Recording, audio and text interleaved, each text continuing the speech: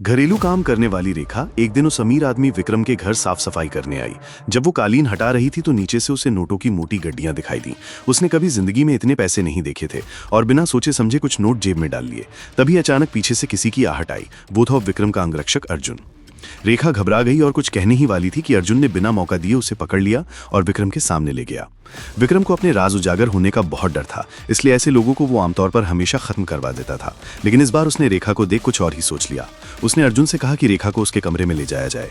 कमरे में ले जाकर रेखा ने अर्जुन से रोते हुए गुहार लगाई, प्लीज मुझे बचा लो, मैं जो कहोगे करूंगी।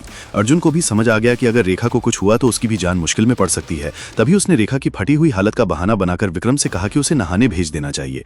विक्रम ने हामी भर दी और कहा कि ठीक है, इसे अच्छे से नहलाओ और मेरे लिए तैयार रखो। बाथरूम में जाकर रेखा को अर्जुन की चालाकी समझ आई, लेकिन वो जानती थी कि विक्रम से बचना नामुमकिन है, इसलिए उसने अर्जुन का हाथ पकड़ लिया और कहा, अगर कोई मुझे छुए तो वो तुम ही हो। अर्जुन उसकी बातों से पिघल गया। उधर विक्रम ने खाने की टेबल पर बढ़िया खाना और शराब मंगवाई, मगर उसने शराब पीने से मना कर दिया क्योंकि उसे डर था कोई उसमें जहर ना मिला दे।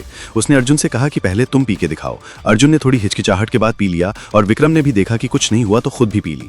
शराब पीने और खाना खाने के बाद जब विक्रम रेखा को कमरे में ले जाने लगा, तभी अचानक अर्जुन ने कहा, रेखा अब मेरी है, हम दोनों के बीच सब हो चुका है।